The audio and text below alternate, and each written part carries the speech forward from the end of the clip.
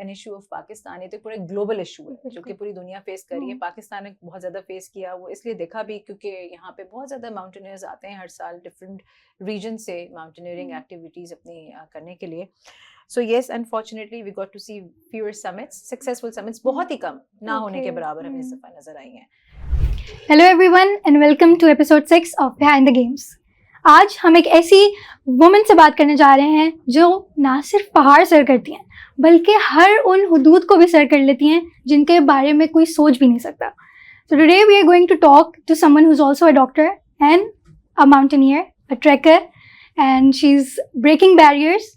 So today we're going to talk to Sana Jamil. Hello, Sana. Hello, welcome to the show. Thank you How so much. are you today? I'm good. You tell. How are you? I am amazing. I am great, and I'm just so happy to be sitting across you and like talking to you today because आपके obviously expeditions and आपने जो पूरी journey है आपकी, it's very impressive, and I can't wait to hear more about it. Thank you so much. So first of all, Sana, you're Dr. Sana.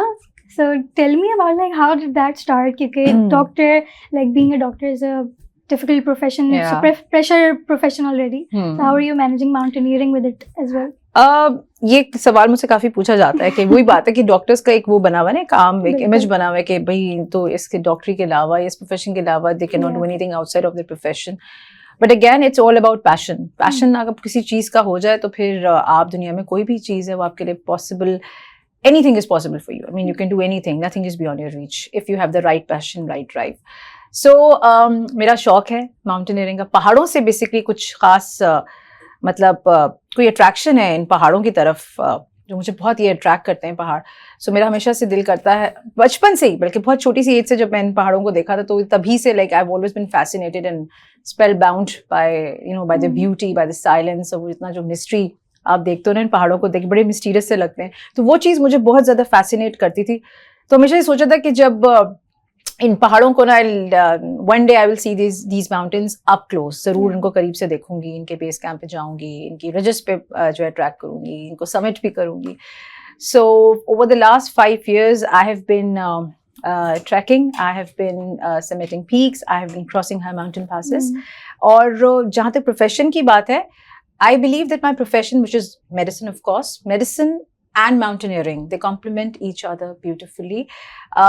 जो मेरा profession है medicine, it helps me stay grounded. और ये जो पहाड़ है, it just sets my soul free. तो और इन दोनों चीज़ों से जो मैंने एक जो lessons learn किए हैं, that is about that's resilience, that's passions, patience, और उसके साथ साथ how to stay focused, in the face of adversity, in the face of any difficult situations. तो ये तमाम लेसन्स जो है ये मुझे अपने प्रोफेशन से भी मिले हैं और अपने पैशन से भी मिले हैं. हालांकि दोनों चीज़ें बिल्कुल they are poles apart, लेकिन they have taught me some great lessons. बिल्कुल. बट आई फील लाइक बहुत सारी चीज़ें लाइक जो फिजिकल स्ट्रेंथ आपको माउंटेनियरिंग एंड ट्रैकिंग वगैरह में चाहिए होती है. आई feel like being a doctor, do you think your information, your knowledge, your experience helps with that, dealing with the challenges? Yes, of course. I think when the doctors are on board, it comes out quite handy, for the other members of the group as well, because obviously उनको एक background knowledge होता है कि if there is any sort of fatigue or any sort of exhaustion or any sort of altitude sickness, for instance, if it happens during the expedition, तो उनको पूरा background knowledge होता है कि इनको किस तरह handle करना है. तो बिल्कुल डॉक्टर्स का होना दूसरे लोगों के लिए भी फायदा है और उनके अपने लिए भी बहुत फायदा होता है कि वो जा रहे हैं और उनको सारी चीज़ों की नुहा होती है, बैकग्राउंड नॉलेज होता है. And obviously like I mentioned earlier कि जो प्रोफेशन है मेडिसिन, वो भी हमें काफ़ी पेशेंस सिखाता है और डिफ़िकल्ट सिचुएशंस में आपने किस तरह रिएक्ट करना है वो हमें सिखाता है. तो ये सब चीज़ें हम माउंटेनियरिंग में भी अप्लाई करते हैं. और वही चीज़ें लाइक आई सेड कि दोनों लेसन्स मैंने अपने प्रोफेशनल पैशन से लिए हैं, and I apply in both my profession and in my passion. So yeah, it does help. Bilkul. Okay, so like अभी आपने recent आपकी जो expedition है to the Karakoram region, 4 passes आपने की है. Tell us more about that. मतलब you are the first women, आपकी जो team थी, you were with Dr. Sara Qureshi as well. Yes. Yeah, so आप लोगों ने किया. How was that? कि कैसे सोचा कैसे इसके बारे में? सोचते हर साल है हम लोग, ठीक है ना. हर साल में एक दिमाग में जो है वो एक आता आइडिया कि जी करना है, कुछ ना कुछ करना है. और हर साल हम लोग कोशिश यही करते हैं, प्लान ये करते हैं कि जो पिछले साल हम लोगों ने किया उससे थोड़ा और चैलेंजिंग इसको बनाते हैं. इस साल तो सब कुछ ज़्यादा ही इसको हम लोग सुपर चैलेंजिंग हम लोगों ने ये एक्सपीडिशन की. So basically our expedition was about crossing 4 high mountain passes in the Karakoram region. और ये जो चारों पासेस हम लोगों ने किए, ये सतह समंदर से 5,000 मीटर ऊपर बुलंद, यानी सारे जो है 5,000 मीटर से ऊपर थे बुलंद, ये सारे पासेस हैं। और ये सारे पासेस हम लोगों ने 1 साल में, 2 साल, 3 साल, 4 साल में नहीं, बल्कि एक ही साल में, एक एक्सपीडिशन में, एक ही गो में 15 डेज के अंदर, in a short span of 15 days we completed all these, we crossed all these passes. So this was definitely a huge expedition and huge feat for my entire team.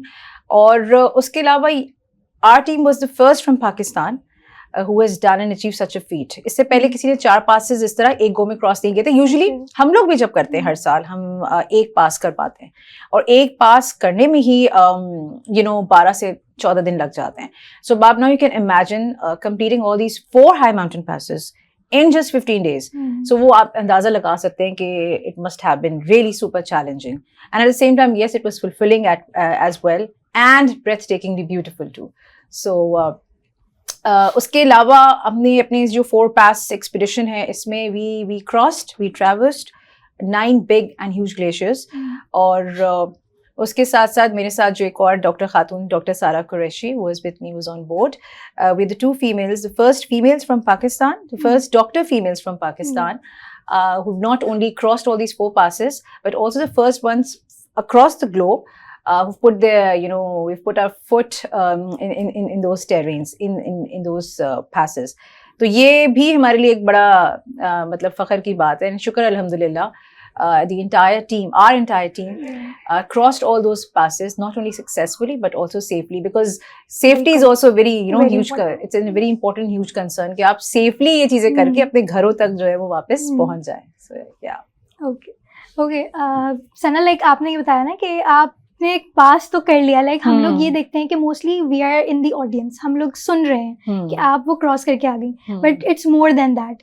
वहाँ पर जब आप थे तो like physical challenges and also mental challenges, because I feel like mental strength is very very important during this things. तो वो कैसा experience था, because we want to know what you felt, what you suffered.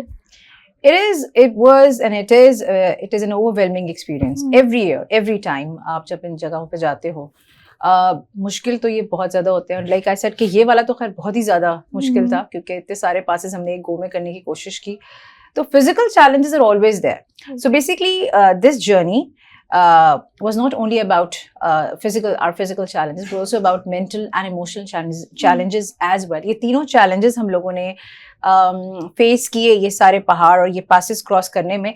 Every pass, tested our patience, tested our determination, tested our strength, our courage. मतलब हमें एक पास हमने cross किया, हमें लगा बस इससे ज्यादा मुश्किल ना कोई पास नहीं होगा, बस ये हमने बहुत मुश्किल वाला कर लिया, बाकी 3 हमसे आराम से हो जाएंगे. पर जब दूसरा पास करने गए तो उससे भी ज्यादा हमें कहते हैं कि टफ एग्जाम, एक इम्तिहान आपको उन्होंने दिया कि जी. और इस तरह जब हम ये पासेस क्रॉस कर रहे थे, ऐसे लग रहा था कि जैसे ये पहाड़ जो है ना, ये बाकी हमें बता रहे हैं कि आपको मेरे तक पहुंचना है तो you have to cross all these barriers, all these obstacles, all these hurdles. It's not easy to reach out to these mountains. So उन तक पहुंचने के लिए आपको बहुत सारी डिफिकल्टीज जो है क्रॉस करनी है. डिफिकल्टीज बहुत सारी हो सकती हैं. Like I said, we were trekking on glaciers. तो जो ग्लेशियल टेरेन्स होती हैं, it's not like you're walking in a park. Like it's not a walk in a park. आप जब ये ग्लेशियर्स क्रॉस कर रहे होते हैं, it's like आइस, आपका पूरे आइसी टेरेन्स होते हैं. आपके जो स्टेप्स हैं वो आप गिर रहे होते हो, चोटें लग रही होती हैं, और आप फिर उठ के खड़े होते हो, फिर उनमें आप तकरीबन like on an average you're trekking for like around 12 to 17 hours a day. यानी सुबह अगर हम 4 बजे अपना ट्रैक स्टार्ट करते थे तो रात के 12 बज जाते थे अपने रिस्पेक्टिव कैंप साइट्स पहुंचते. तो मतलब we used to get exhausted to the core, complete exhaustion. और उसके बाद जब ये ग्लेशियर्स होते हैं ना, तो इनके क्रेवेसेस बहुत बड़े बड़े होते हैं ना. इनके मैं आपको उर्दू में एक्सप्लेन अगर करूं तो इनके बड़े बड़े जो है ना मुंह होते हैं जो खुले हुए होते हैं. तो अगर कोई इसमें गिर जाए तो उनकी depth is they have unknown depths, आपको नहीं पता कितने नीचे डीप है. So obviously for safety reasons हम लोग सब रोप्ड अप होते हैं, लेकिन उन क्रेवेसेस को क्रॉस भी करना होता है. आप उनके ऊपर से जंप करके जो है ना वो करना होता है. That is another challenge. वो कोई एक क्रेवेस नहीं था, आई थिंक काउंटलेस क्रेवेसेस हैं जो उस एक्सपीडिशन में आए, जो हम लोगों ने क्रॉस किए, जो हमने ट्रैवर्स किए. And again weather unpredictability, weather in these terrains is always unpredictable. ये काराकोरम के जो टेरेन है ना, इधर जो वेदर कंडीशंस हैं ये हमेशा अनप्रिडिक्टेबल होती है. यू कैन नेवर प्रिडिक्ट कि अभी व्हाट्स गोना हैपन नेक्स्ट. अभी इतनी तेज धूप पड़ रही है, उसके हो सकता है 10 मिनट बाद अचानक तेज बारिश शुरू हो जाए, उसके 10 मिनट बाद अचानक जी स्नोफॉल स्टार्ट हो जाए. It's like that. So you have to be prepared accordingly. तो ये वाले चैलेंजेस भी होते हैं. आपकी अपनी जो फिजिकल स्ट्रेंथ, उसके चैलेंजेस भी होते हैं. और जब आपकी फिजिकल स्ट्रेंथ खत्म होने लगती है, then it's your mental resilience and your mental strength that has to take over. और अगर आप मेंटल स्ट्रेंथ आपकी नहीं होगी तो आप फिर कुछ भी हो जाए, जितने भी आप मस्कुलर हो या जितनी आपने जिमिंग की हो, पिछले सालों से आप जिमिंग कर रहे हो, अगर आप मेंटली स्ट्रांग नहीं होंगे तो आप फिर आगे अपना जो भी काम है, अपने ये जो माउंटेनियरिंग और trekking, it's basically more about mental resilience. It's more about mental strength than physical strength. So yes, mental strength is definitely more important than physical strength. Okay, yeah, definitely. I mean, mental strength drives you. Physical strength just picks you, you know, अब आपको चलाता है. दिमाग ने अगर कह दिया पर रुक जाओ तो फिर आप गए ना. फिर तो आपने जो है ना अपनी टांगों की नहीं सुनी, वो आपकी जो बॉडी वो आपको कह रही होती है give up, now stop.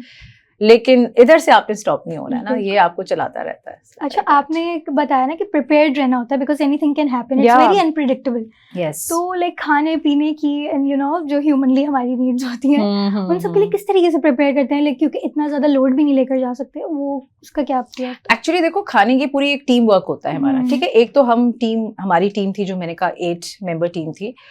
एक हमारी टीम जो हमारे साथ होती है, which is actually the backbone of any expedition, जिसमें हमारे पोर्टर्स होते हैं, high altitude guides, high altitude porters. उनमें वो कुक्स भी होते हैं जो हमारे खाने वहाँ पे बनाते हैं. तो नाश्ता और रात का जो खाना है वो लोग प्रॉपर, उनका इंतजाम होता है. वो खुद टेंट्स पिच करते हैं, खाने बनाते हैं, फ्रेश खाना हम लोग को सर्व करते हैं. लेकिन लंच का टाइम यूजली स्किप हो जाता है बिकॉज हमें चलना बहुत होता है. तो हम अपने साथ जो है वो कुछ जैसे एनर्जी बार्स रख लिए, ओरल रिहाइड्रेशन थेरेपी यानी ORS जो है वो पूरा उसके बना के पानी के साथ वो भी रखा, because you sweat a lot and you tend to dehydrate. Dehydration is a common problem when you're walking on those terrains. हमें लगता है कि हम बर्फ में चल रहे हैं तो बहुत ठंड होगी, लेकिन वैसे ठंड होती है, लेकिन जब आप चल रहे होते हो you tend to get warm up and then obviously you're sweating as well. So when you sweat you dehydrate, you know, you lose water and salts from your body. तो आपने अगर dehydration अगर आपको हो गई तो फिर आपको altitude sickness जल्दी से मतलब हो सकती है. So you have to prevent dehydration, और उसके लिए पानी बहुत सारा पीना पड़ता है. और specially this oral rehydration therapy, हम लोग तो ORS के वो सैशेज अपने साथ रखते हैं और जब वो पानी में डालो उसको बनाया और उसको पीते गए. So at least 2-3 litres of water जरूर पीना है आपने रोजाना ट्रैक करते हुए. वॉशरूम भी जाना होता है. ओह यस, वो तो वॉशरूम, ये तो एक बड़ा इंपॉर्टेंट इशू है वॉशरूम वाला, स्पेशली फॉर फीमेल्स. हमारी जो है ना वो कहते हैं कि कोई जो डिग्निटी वाली बात होती है ना फीमेल्स की, वो खत्म हो जाती है जब आप ट्रैक वगैरह कर रहे होते हैं, because there no proper washrooms नहीं होते. आपने जो भी करना है go in the open wild, और वहीं पे आपने जो कुछ करना है. हम लोग को इस एक्सपीडिशन में कहा गया था कि जी आपको वॉशरूम टेंट्स हम प्रोवाइड करेंगे फीमेल्स के लिए, लेकिन वो नहीं समहाउ हमें प्रोवाइड नहीं किए गए थे.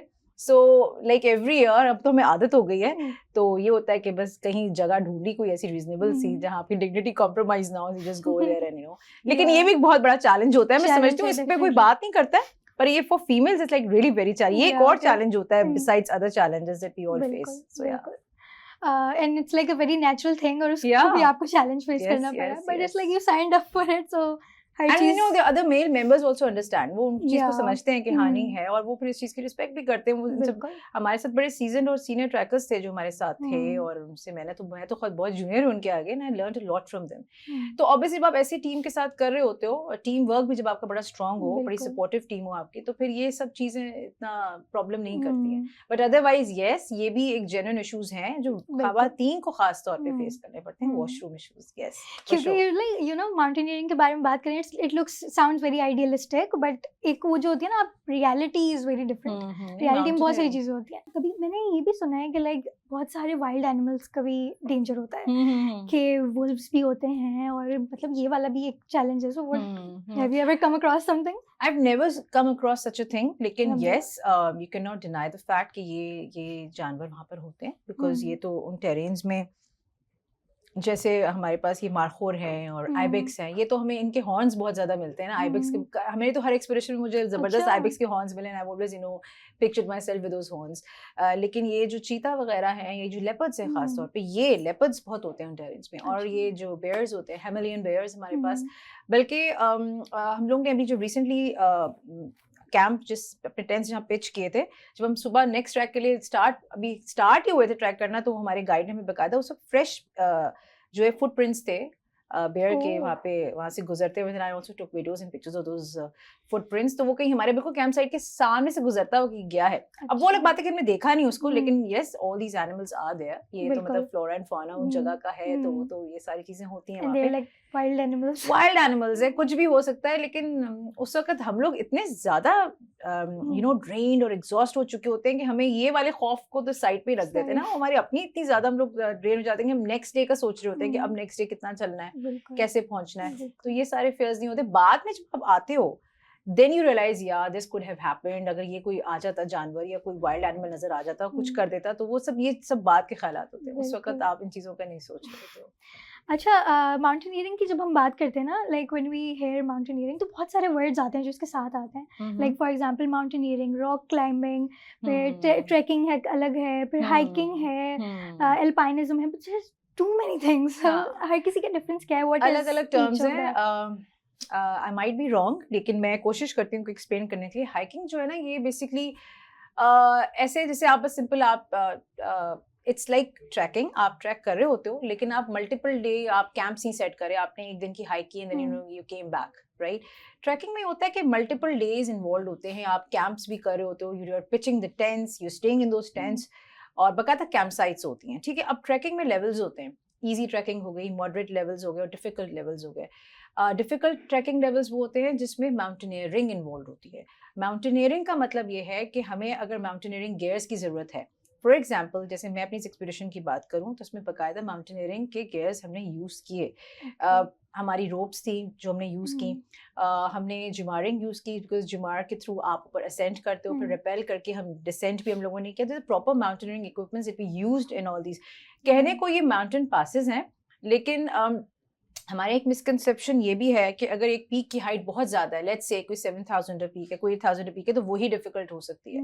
You know there are peaks, there are mountain passes, there are not as tall or as high as these 7000 or 8000 peaks, but technically they're very demanding. Okay. वो बहुत टफ होती हैं। जैसे हम इन माउंटेन पासेस की बात कर रहे हैं, तो ये हमारे साथ हमारे जो हाई एल्टीट्यूड गाइड थे फिदा भाई, वो खुद 8000 माउंटेन्स कर चुके हैं, वो क्लाइंब करते हैं और वही हमारे गाइड होते हैं। और वो खुद ये कहते हैं कि ये जो माउंटेन पासेस हम कर रहे हैं, ये 8000 मीटर माउंटेन्स को सबमिट करने से ज्यादा डिफिकल्ट है। That's what he said. तो ये उनके वर्ड ऑफ माउथ से मैं बता रही हूँ। तो बात it's not only about the altitude, it's about the technicality that can be seen in even mountains as small as 5000 meters or as small as 4000 meters as well. So 8000, 7000, 6000, it has nothing to do with the altitude, nothing to do with the height. Technicality is everything. कि आपको छोटी heights में भी technical climbs मिल सकती हैं। और alpinism की जो आपने बात की, alpine climbing जो होती है, इसमें बेसिकली जो माउंटेनियर है या जो क्लाइंबर है, वो फिक्स रोप्स में क्लाइंब कर रहा होता है, और यूजुअली उसमें आपकी सप्लीमेंटल ऑक्सीजन भी नहीं होती, और आपके प्री एस्टैब्लिश्ड कैंप्स ऑलरेडी होते हैं, तो वो उसको पोर्टर्स की जरूरत नहीं होती, वो खुद सिंगल हैंडली सारा कर रहा होता है। So this is alpine climbing and this is the actual, जिसको मैं समझती हूँ जो क्लाइंबर्स जो अल्पाइन क्लाइंबिंग करते हैं वही ट्रू क्लाइंबर्स हैं। अब हमारी जो क्लाइंबिंग है वो काइंड ऑफ आप ये कह सकते हो कि कमर्शलाइज भी हो गई है, बहुत सी चीजें आसानी भी पैदा कर ली है, और I think there is nothing bad about that. But जो शुरू में जो हमारे जो एक्चुअल क्लाइंबर्स हैं वो अल्पाइन क्लाइंबर्स हैं, मतलब उनको किसी पोर्टर की जरूरत नहीं होती, वो खुद ही मतलब रोप्स उनकी अपनी फिक्स कर रहे होते हैं, या कभी कभी प्री फिक्स रोप्स भी होती हैं जो वो यूज कर रहे होते हैं, और खुद ही अपना जो है वो रास्ता पेव करते करते समिट्स पे पहुंच रहे होते हैं। सो that is alpine climbing. Yes. अच्छा, आपने कहा कि मुझे जो ना पासेस का जो वो है ना एक नशा सा हो गया उसका, तो लाइक वो कैसा नशा है वो आई वांट टू नो। देखो ऐसा नशा है कि हर साल कर रही होती हूँ ना मैंने। हम लोगों ने एक पीक अभी तक सबमिट की है, that is Rupal peak, and we did that in 2022। और उसके बाद हमने जो भी किया ऑल पासेस हमने, उसके बाद हरामोश ला किया, that was a high mountain pass. उसके बाद हमने वेस्ट मुस्ताक ला किया, that was another high mountain pass, और इस हमने 4 हाई माउंटेन पासेस किए। सो अपने अपने पर्सनल प्रेफरेंस की बात है। लाइक मुझसे लोग, क्योंकि ज़्यादातर पूछा जाता है मुझसे कि K2 अब जैसे K2 ही लोग हैं ना दिमाग में बैठा हुआ है, K2 K2 कब करेंगे ना, when are you going to do K2? तो मैं उनको ये समझाती हूँ कि अभी I have not thought about doing any 8000 a week. उसके बहुत सारे वजूहात हैं, बहुत सारे रीजंस हैं. एक तो my profession doesn't allow me to take those leaves for like about 30 days. आपको जब 8000 a week आपको करनी होती है तो कम से कम 2 महीने की आपको अच्छा। जो है वहाँ पे स्टे करना पड़ता है. 2 months तो 1.5 months से 2 months तक लगते हैं वहाँ पे. इतनी लंबी छुट्टियां तो मुझे मिलेंगी नहीं जो मैं ये करूँ, तो इसलिए मैं भी उस बारे में सोच भी नहीं रही हूँ. मैं वो चीज़ कर रही हूँ जो मेरे लिए फिजिबल भी है और मुझे पसंद भी है. सो माउंटेन पासेस का नशा इसलिए है कि आप एक जगह से जब स्टार्ट करते हो अपना सफ़र, आप उस पहाड़ को क्रॉस करके वापस उस रास्ते नीचे नहीं आते. You know what you do when you are summiting a mountain, जब आप कोई पीक समिट करते हो, आप फिक्स्ड आपकी रोप्स होती हैं, आप उन्हीं रोप से ऊपर जाते हो, समिट तक जाते हो और फिर उन्हीं रोप से वापस नीचे जाते हो. सो रास्ता आपका वही होता है जो आप जिस रास्ते से आए हो. But when you are doing these high mountain passes, आपको बड़ी वैरायटी नजर आती है टेरेन्स में. आप जिन टेरेन से चढ़ के गए हो, आपने उस पहाड़ को क्रॉस किया और आप जिस टेरेन पे उतरे हो वो बिल्कुल डिफरेंट टेरेन होती है. So you know there is a variety of landscapes that you experience when you are crossing these high mountain passes. तो वो तो एक ब्यूटी है, that is another level I believe. So अभी मेरा फिलहाल यही क्रेज है कि मैं हाई माउंटेन पासेस करूँ. देयर आर लॉट ऑफ बहुत सारे हाई माउंटेन पासेस हैं, काउंटलेस इन पाकिस्तान, जो कि हम सारी जिंदगी भी हमारी लग जाए तो शायद हम उसको ना कंप्लीट कर पाए. सो यस, अभी तो for as of now I will keep exploring the hidden gems of Pakistan, these hidden unexplored high mountain passes of Pakistan. बिल्कुल बिल्कुल. But yes, maybe one day, कुछ पता नहीं, पहाड़ पे भी K2 शेटू पे भी चढ़ जाऊं. I mean you've come so far. Yes, मतलब again वो like मुझे अगर इतनी परमिशन मिल जाए फैमिली की तरफ से भी और मेरे हॉस्पिटल की तरफ से भी, तो फिर why not? Yeah. Why not? Why not? Okay, so अब हम like mountaineering के बारे में बात कर रहे हैं. It's like a very very challenging profession. It's a very very challenging what would I say, interest and passion. तो survival decisions, I would say there are like very important survival decisions लेने पड़ते हैं. So कभी आपका ऐसा कुछ हुआ है challenging के you know आगे बढ़ना है या we should go back, critical हो गई है situation, क्या करना है वो ना बताएं. ऐसा बहुत होता है. आप लोग जब ये सारी माउंटेनियरिंग कर रहे होते हो, माउंटेन समिट कर रहे होते हो, तो आपको बहुत सारी जो है ना वो क्रिटिकल डिसीजंस लेनी पड़ती हैं. उस क्रिटिकल पीरियड ऑफ टाइम में वही डिसीजंस जो हैं वो डिसाइड करती हैं आपका फेट आगे जाके कि क्या है. सो बेसिकली जैसे मैं अपनी अगर बात करूं तो ऐसा होता है, जैसे last year we decided to cross 2 high mountain passes, but we were only able to reach to the summit of one of those passes. दूसरा पास हम क्रॉस मतलब कर ही नहीं सके क्योंकि पहला पास ही हम क्रॉस नहीं कर पाए कि हम दूसरा पास करते. सो उस वक्त एक डिसीजन लेनी होती है पूरी टीम ने और डिसाइड करना होता है कि should we wait for the weather window to return, should we wait for a favourable weather window, या शुड वी गो बैक. तो उसमें बेसिकली अगर आप सही डिसीजन ले लो तो it's actually a matter of life and death for the आपको. आपकी टीम का हर मेंबर बहुत प्रेशियस होता है, बड़ा इंपॉर्टेंट होता है. हर एक की जिंदगी इंपॉर्टेंट होती है. आप किसी एक की जिंदगी से नहीं खेल सकते हो सिर्फ अपने रॉन्ग डिसीजन की वजह से. So yes, obviously these decisions are important और ऐसे मोमेंट जरूर आते हैं. तो like I said, last year we had to cross that first pass जिसकी समिट पे हम पहुंचे थे, लेकिन वेदर turned drastically unfavorable, यानी कि it was all white out, zero visibility. हम लोग को कुछ नजर नहीं आ रहा था. तो हम लोगों ने डिसाइड किया कि हम यहीं पे टेंट पिच कर लेते हैं, let's wait for a favourable weather window. लेकिन अनफॉर्चुनेटली वो नहीं हो सका था. जो हमारे दूसरे टीम के मेंबर्स यानी दूसरे मीन्स जो हमारे हाई एल्टीट्यूड गाइड्स हैं, उन्होंने कहा कि ये नहीं हो सकता, this is not doable. And plus logistic issues भी होने लगते हैं साथ साथ. तो बहुत सारी चीज़ों को मद्देनजर रख के इट वॉज डिसाइडेड कि let's just return back to the same path, which of course was very very boring. Like I said कि वही सेम जब आप ट्रेल्स पे उन्हीं सेम पाथ से दोबारा से जाते हो तो वो मेरे लिए बहुत बोरिंग हो जाता है. वही होता है ना कि आप उसी जगहों से वापस वहीं से. So when you're crossing these high mountain passes, आप एक जगह से दूसरी जगह पे लैंड करते हो. So everything is different. You know, you get to experience a wide variety of landscapes, beautiful landscapes. So yes, these decisions, you have to take these critical decisions. And this is a normal and integral part of any expedition. बिल्कुल बिल्कुल. I feel like mental strength भी बहुत ज़रूरी होगी. How do you like keep yourself mentally strong? क्योंकि anxiety, depression, I've heard कि जो लोग mountaineering या trekking से जब वापस आते हैं, you're not the same. But that is in a good way actually. Yeah. Not the same means कि आप इतना मतलब for someone like me who's very passionate about mountains and उनके लिए बस ये होता है कि जब आप अपनी robotic lives में वापस आते हो ना, मैं इनको robotic life बोलती हूँ. You know, you work 8 to 5 or 8 to 4 every day, 6 days a week. For someone like me, work 6 days a week, 8 to 4. Every day, और कभी कभी संडेज को भी जाके आपको काम करना पड़ता है, आपकी जो लाइफ है वो बिल्कुल एक रोबोट की तरह चल रही होती है ना, so it's like dull and mundane. तो ऐसे में mountains are beautiful escape for me. मतलब ये कि आप जब पहाड़ों पे जाते हैं तो फिर ये एक आप इस दुनिया से दूर हो जाते हैं, जो स्क्रीन फिल्ड लाइव्स है ना हमारी, screen time and all that, उससे आप दूर हो जाते हैं। और तो माउंटेन्स तो नो डाउट कि ये एक साइकोलॉजिकल स्केप भी है, फिजिकल स्केप भी है, मेंटल स्केप भी है, इमोशनल स्केप भी है, सो ये psychomotor escape. So I think mountains offer all these kind of escape to me. तो ये मेरे लिए बड़ा मैं कहती हूँ कि मुझे ये चीज बहुत पसंद है, I think everybody would love that. Nobody wants to get stuck up with this robotic life. हर एक को जो है एक सम सॉर्ट ऑफ स्केप चाहिए। To me mountains, they are the ultimate escape. Yes, बहुत सारे लोगों को सुना है ना, they say कि mountains call me. हाँ, call yes, you. they do call, and yes, we do respond to their calling as well. मेरे साथ तो ये है कि पहाड़ बुला रहे हैं, वाकई बुला रहे हैं। मुझे तो खैर हर वक्त लगता है, मुझे हर सेकंड लगता है बुला रहे हैं। मुझे घर में आके, like you said, कि जब वो आते हैं, so they're not the same person as they were. So because आप कुछ lessons ऐसे learn कर आते हैं पहाड़ों से कि आप वाकई वो इंसान नहीं रहते जो यहाँ से होके जाते हैं। So ये तो है, इसमें तो कोई शक नहीं है कि आप बिल्कुल एक चेंज पर्सन, बिल्कुल, and that is in a very good way. ये एक अच्छी बात है। जो डिप्रेशन की बात है कि I don't know, पहाड़ों से आप कह रही हैं आइसोलेशन भी हो जाती है ना, बहुत लंबे पीरियड्स तक आप ट्रैकिंग कर रहे हो। अच्छा, तो वो एक home sickness kind of feel, I don't know, हम लोग को तो इतना भी, मुझे कभी इतना सारा फील नहीं हुआ है। होती होगी कुछ लोगों के साथ, लोग मिस भी कर रहे होते हैं, और बिकॉज आप एक अपनी रूटीन से हटके जो है वो जाते हो, and because it is not very easy, आप बिल्कुल वाइल्ड एक टेरेन्स में जाते हो, और वहाँ पे आपके पास वो सारी लग्जरीज नहीं होती हैं, वो आसाइशें नहीं होती हैं जो आपको घरों में मिल रही होती हैं, जो बड़े बड़े सिटीज और टाउन्स में मिल रही होती हैं। सो आपको अपने सारे नखरे एक साइड पे छोड़ के वो उस लाइफ में जाना पड़ता है। तो कुछ लोगों को बहुत मजा आता है, for someone like me, I enjoy all those wilderness and all that, लेकिन कुछ लोग शायद होम सिक हो जाते हैं। कुछ लोगों के लिए पहाड़ ही असल घर है, तो वो वहां जाके ज्यादा they feel much better, they feel much better when they are away from their homes. तो ये तो आपकी अपनी लाइकिंग पे डिपेंड करता है, आपके अपने उस पे कि आप कितनी मोहब्बत इन पहाड़ों से करते हैं। It all depends. बिल्कुल ऐसा ही है। ओके, तो आपने एक्सपीडिशन लीड भी की है हरामोश में।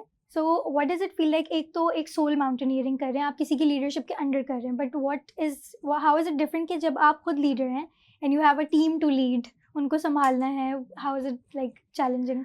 देखो, टू बी वेरी ऑनेस्ट, जैसे हम कहते हैं ना कि टीम लीड कर रहे हैं, वो हम लीड जरूर करते हैं, लेकिन असल में हमें भी कोई लीड कर रहा होता है। वो लाइक आई सेड के जो हमारे हाई एल्टीट्यूड गाइड्स होते हैं, बिकॉज वो वहाँ के लोकल्स होते हैं ना, उनको वहाँ का जो कहते हैं ना कि जो प्रॉपर कंपस और जीपीएस सिस्टम, वो उन लोगों का, वो एक्चुअल कंपसेस है, वो एक्चुअल जीपीएस सिस्टम है।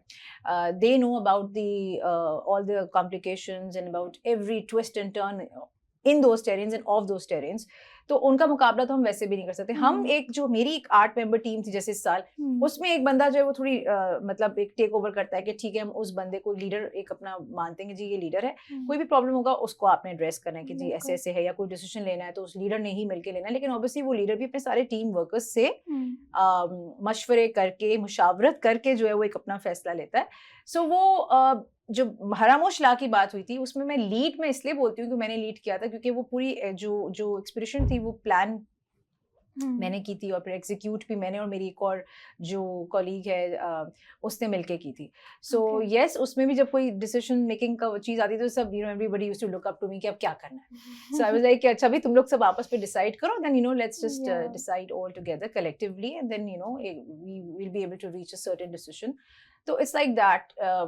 असल जो मैं बोलती हूँ लीडर्स जो है वो हमारे जो हाई एल्टीट्यूड पोर्टर्स और हाई एल्टीट्यूड गाइड्स होते हैं, वही होते हैं। ये जो शहर के जो लीडर्स बन जाते हैं ना, ये बस एम ही होते हैं, बराए नाम होते हैं, असल में वही लीड कर रहे होते हैं। ऐसी बात है, हम लोग, मैं कराची से आई हूँ तो मैंने अपनी टीम जरूर बनाई है। मैंने टीम बनाने में, डिसाइड करने में कि किस टीम मेंबर ने मेरी इस टीम का हिस्सा बनना है, because that is also very important.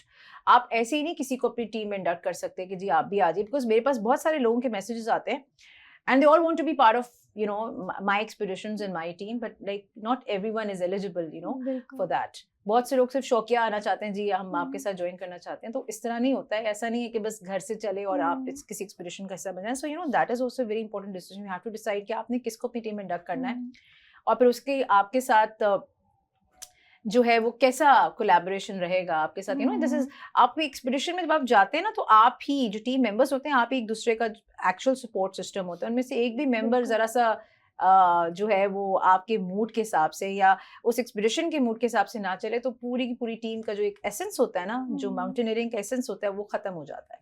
सो उस चीज में leadership quality yes, but like actual जो लीडर्स होते हैं वो हमारे हाई एल्टीट्यूड गाइड्स ही होते हैं. ओके, आपने कहा कि हाई एल्टीट्यूड गाइड्स 8000 मीटर्स तक भी जाते हैं. आई हैव हर्ड कि लाइक 8000 मीटर्स से ऊपर डेथ पॉइंट पे आ जाते हैं आप, लाइक ऑक्सीजन एंड्स. तो वो किस तरीके से लाइक उनके लंग्स में क्या डिफरेंट है, how are they doing it? Okay, so basically ये पूरी पैथोफिजियोलॉजी है, फिजियोलॉजी मैं बोलूंगी, बिकॉज ये जो लोग पहाड़ों में रहते हैं इनके जो पूरी बॉडीज जो हैं वो अडेप्ट हो चुकी होती है वहाँ के उन एल्टीट्यूड्स के हिसाब से. उनके लंग्स जो हैं वो डिफरेंटली फंक्शन करते हैं, उनका दिल डिफरेंटली तौर पे फंक्शन करता है.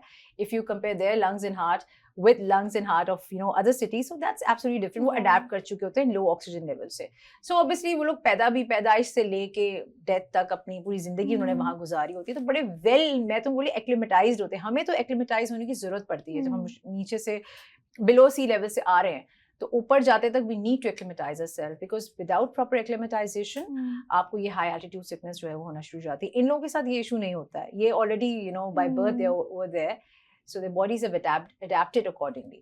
तो उनकी फिजियोलॉजी बहुत डिफरेंट होती है और उनके लिए उस तरह मुश्किल नहीं होता जिस तरह ये हमारे लिए होता है. लेकिन obviously when it comes to doing 8000 peaks, तो 8000 पीक तो ऑब्वियसली क्योंकि उसका एल्टीट्यूड भी बहुत ज्यादा है, तो वहाँ पे उनके लिए भी मुश्किलात होती हैं. और मुश्किलात सिर्फ पहाड़ों की नहीं होती, कोई भी अनसीन कैलेमिटी आ सकती है, जैसे एवलांचेस है वो आ गए, कुछ भी हो सकता है इन पहाड़ों में. तो उसके आगे लाइक आई सेड कि nature is the greatest force. I mean no matter how powerful you are, no matter how skilful you are, natures के आगे आपकी कोई हैसियत ही नहीं है ना. आप तो बिल्कुल मिनिस्क्यूल हो, कुछ भी नहीं हो. सो नेचर की अपनी पावर है, उसको आप चैलेंज नहीं कर सकते. तो ये लोग ऑब्वियसली 8000 पीक्स भी करते हैं और इनकी बॉडीज जो है वो डेफिनेटली डिफरेंट होती हैं. दे बिल्ट डिफरेंटली, हमारे हिसाब से डिफरेंट. कुछ लोग तो अपने आप को ऐसे क्लेम करते हैं ना कि I am built different, but they are actually built different. वो बाय बर्थ है ना, उनका जो है वो अल्लाह मियां की तरफ से वो वहीं पे हैं और वहीं पैदा हुए हैं, तो वो उनकी बॉडीज भी उसी तरह रिस्पॉन्ड करती हैं. और यही लोग फिर हमें लीड भी करते हैं, साथ हमारे साथ होते हैं. I mean, what better people to lead who are built for it.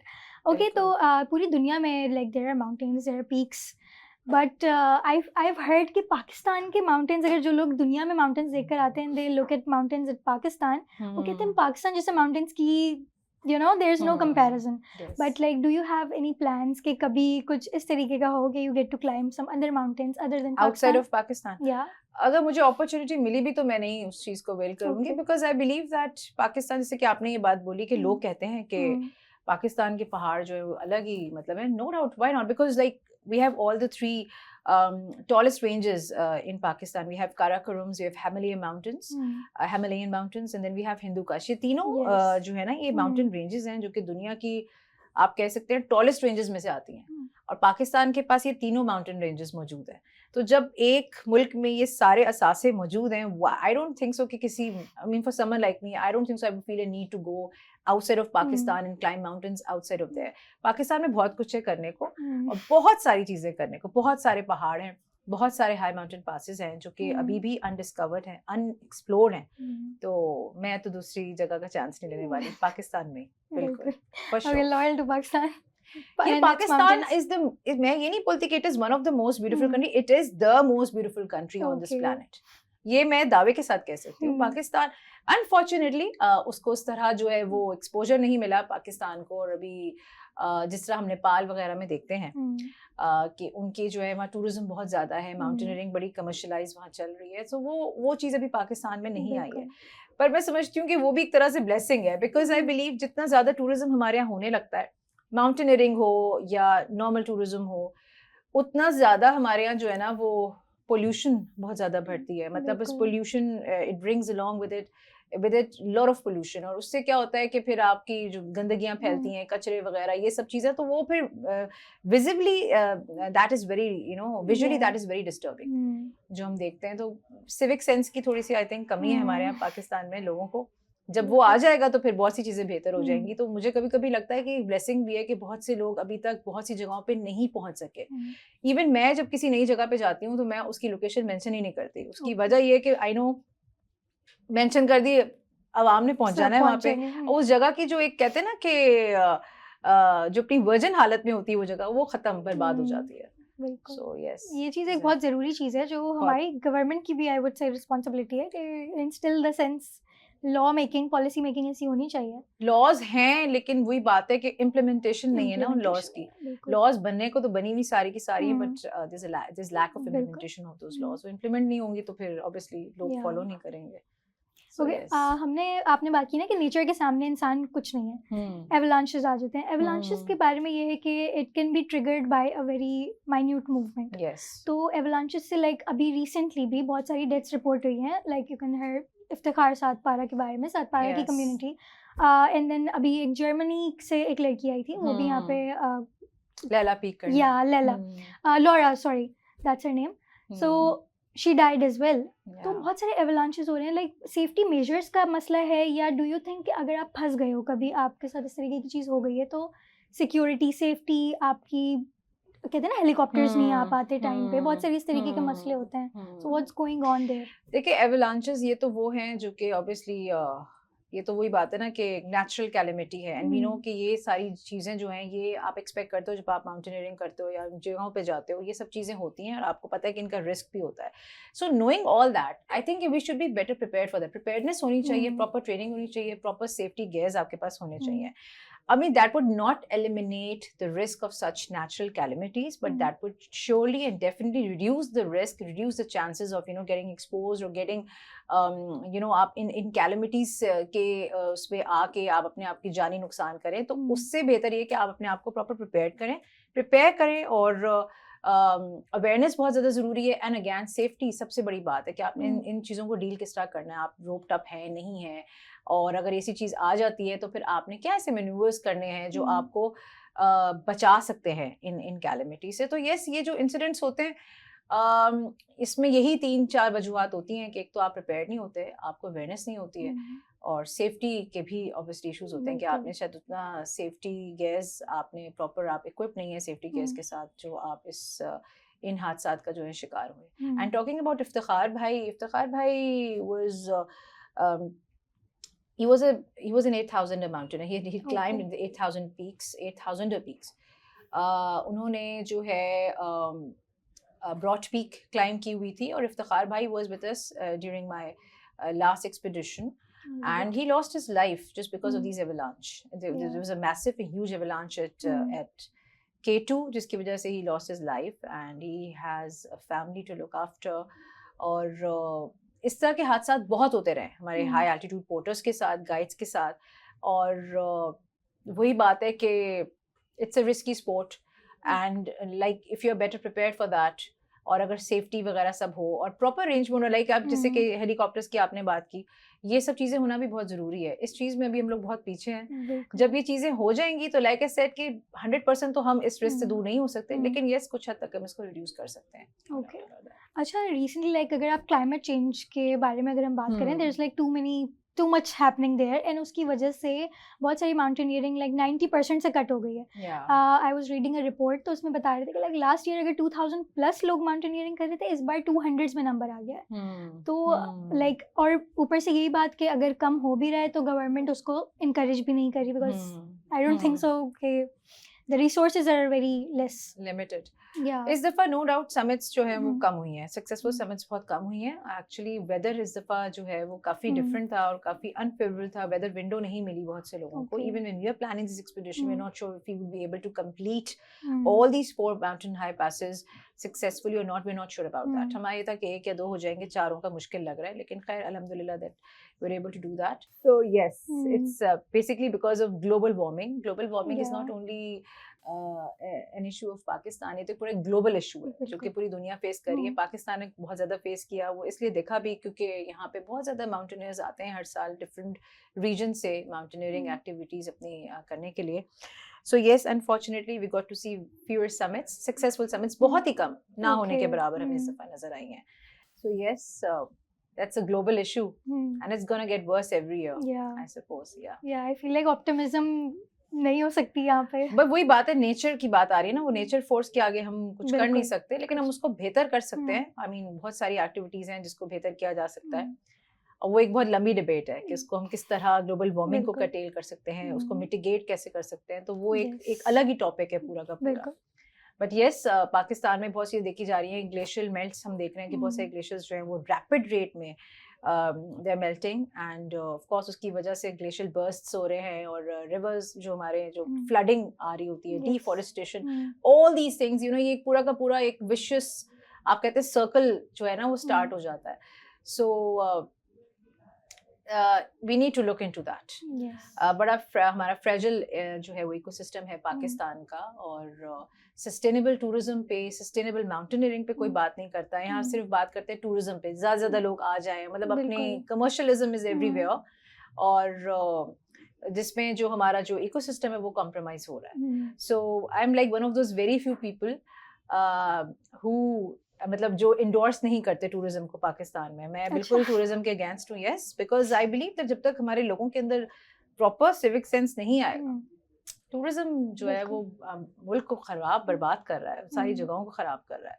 और आई डोंट थिंक सो कि ये कुछ सालों में ये जगहें अब नजर भी आएंगी, जो जगह हम देख रहे हैं आजकल में. You seen what is happened in Murree, we have seen what happened in Babusar top, और अभी आगे जाया जा रहा है, प्रोग्रेस किया जा रहा है, बिकॉज अगेन वही बात है, लॉज हैं but they are not being implemented. I feel like people even would prefer कि इंडिया में चले जाएं, अगर इस तरह की माउंटेनियरिंग वहाँ पर कर लें, बट पाकिस्तान में दे वोंट, बिकॉज इतनी ज़्यादा you know people are very, tourism अगर होती थी, फॉरेनर्स भी आ रहे हैं, दे आर लाइक वेरी, बहुत मसले हैं. और सिर्फ ये बात में सिर्फ एक टूरिज्म जो कि जैसे नॉर्मल टूरिज्म में नहीं हो रहा है, इवन माउंटेनियर्स भी जो हैं उनको भी बहुत ज्यादा तमीज सीखने की बहुत हद तक जरूरत है, because when they come they litre a lot.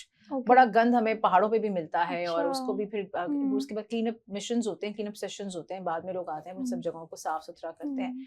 Mount Everest की बात कर रहे हैं, तो ये तो एक मतलब एक तो पहाड़, एक तो वो है जो कि जिसको लोग क्लाइम कर रहे हैं, वो एक डेड बॉडीज भी वहां पे भरी पड़ी हुई है, और प्लस जितना लिटर माउंट एवरेस्ट में है, मतलब लिटरली किलोज में, hundreds and thousands of kilos और टन्स वाला लिटर जो है वो माउंट एवरेस्ट में मौजूद है. सो बेसिकली सस्टेनेबल टूरिज्म में सस्टेनेबिलिटी नहीं बल्कि सस्टेनेबल माउंटेनियरिंग को भी प्रमोट करना चाहिए. And through my expedition which is not only about challenging my self and challenging certain stereotypes, मैं ये मैसेज भी प्रमोट करती हूँ कि जब आप करें तो प्लीज सस्टेनेबल माउंटेनियरिंग को जरूर आप नजर में रखें. आपको कोई भी कचरा नजर आता है तो आप उसको उठा के अपने बैग्स में रखें, और ऐसा वाकई हुआ हमारे साथ इस दफा भी. It happens every year, you know. वैसे तो हम जो पासेस करते हैं वहाँ बहुत ही कम लोग जा पाते हैं, कुछ लोग तो जाते भी नहीं, लेकिन 4 पासेस में से एक पास ऐसा था हिस्परला, जो कि बहुत दफा लोगों ने किया हुआ है. इट्स लाइक अब कमर्शियलिज्म, बहुत कमर्शियल पास हो गया ये. तो जब हम उसको क्रॉस करने जा रहे थे तो हमें इतना लेटर नजर मतलब आया, मैं लिटरली मैंने उन जगहों की पिक्चर्स भी ली कि मैं आगे जाके इसको सोशल मीडिया में पोस्ट करूंगी, just for the sake of raising awareness, because हमारे अवेयरनेस की बड़ी कमी है.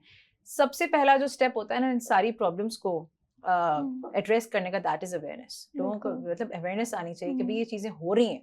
तो हम जब जा रहे थे तो हमने वो सारा कचरा खुद भी उठाया. मेरे जो टूर गाइड, जो मेरे जो माउंटेन गाइड थे, उन्होंने उठा के अपने जो है वो बैग में उसको जमा किया.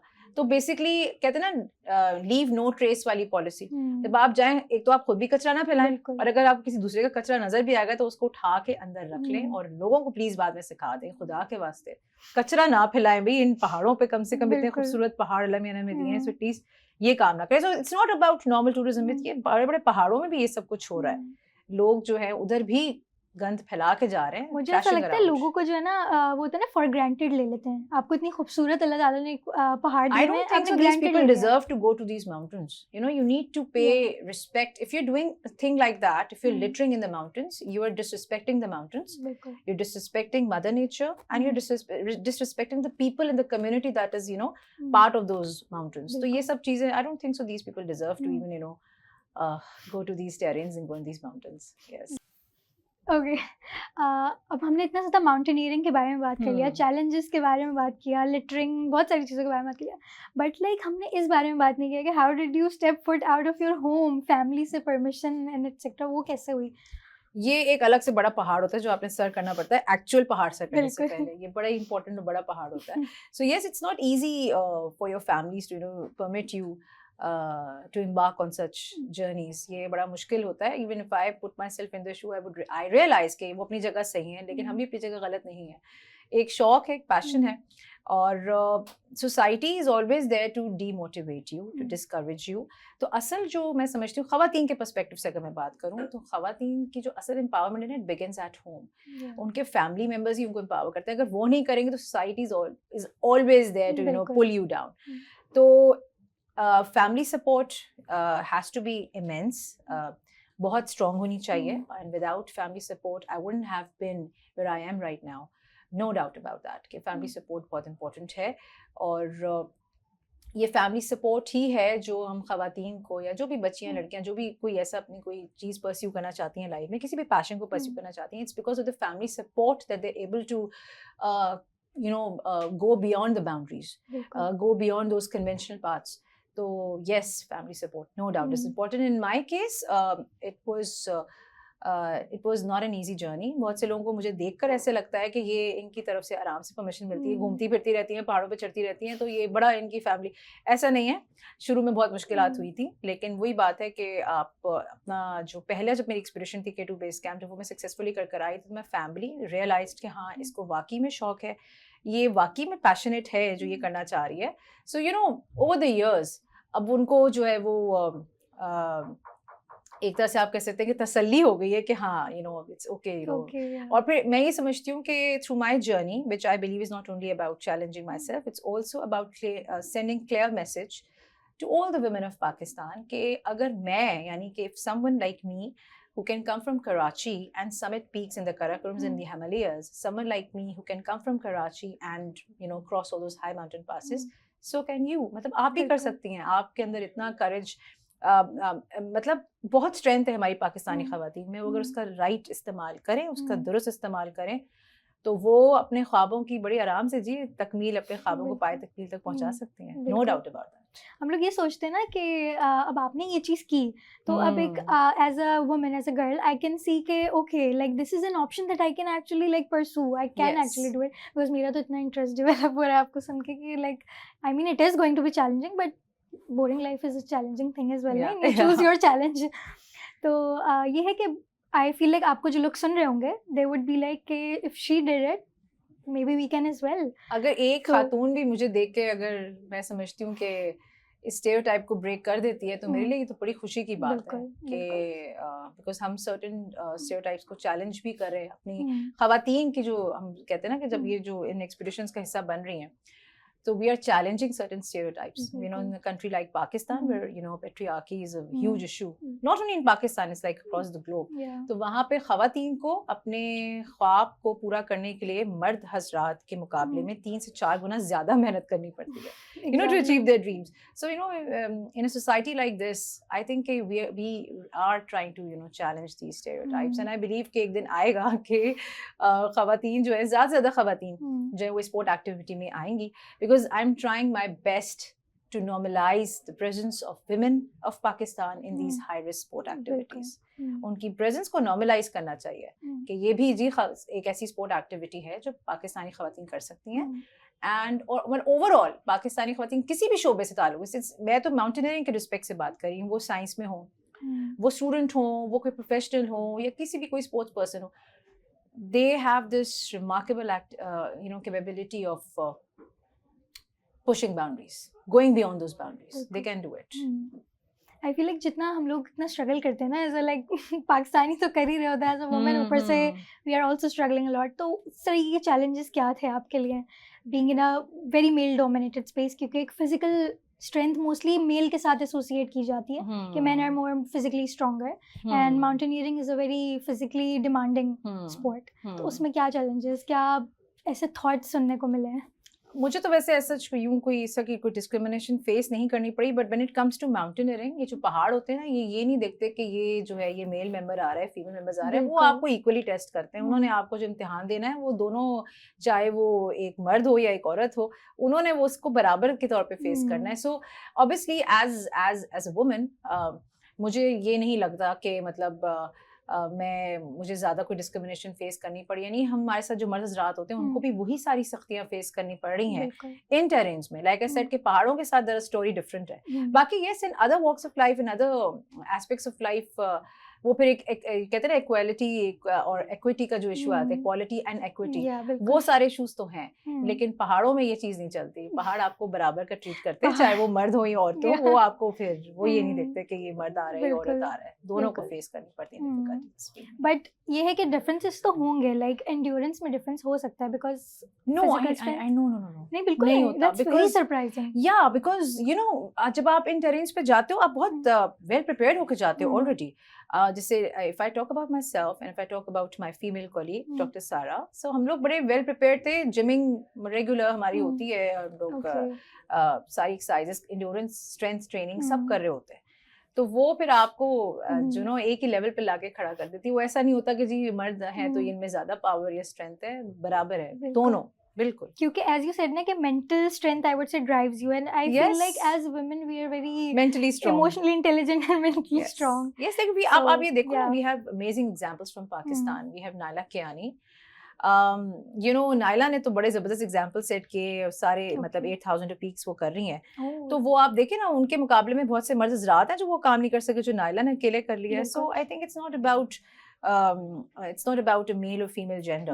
यू नो, ये आपकी अपने पे डिपेंड करता है कि आपके अंदर कितनी स्ट्रेंथ है और आप अपने आप स्ट्रेंथ पे कितना आप यकीन करते हैं, कितना बिलीव करते हैं. So we have amazing example. Yeah. Naila is one of those, I think the only example जो कि जिसने बड़े जबरदस्त तरीके से बाउंड्रीज ब्रेक की हैं और Hmm. अपनी स्ट्रेंथ को डिस्प्ले किया है. That's she is doing an great. Amazing job. Yeah. Okay, so like I bet के हमारे बहुत सारे मर्द हज़रात भी सुन रहे होंगे, लड़कियाँ, women must be listening to us, so they would be curious कि आपने like start कैसे की and how they can do it if they are considering it. So if there's any message that you would like to convey to them, can convey it in this Okay, time.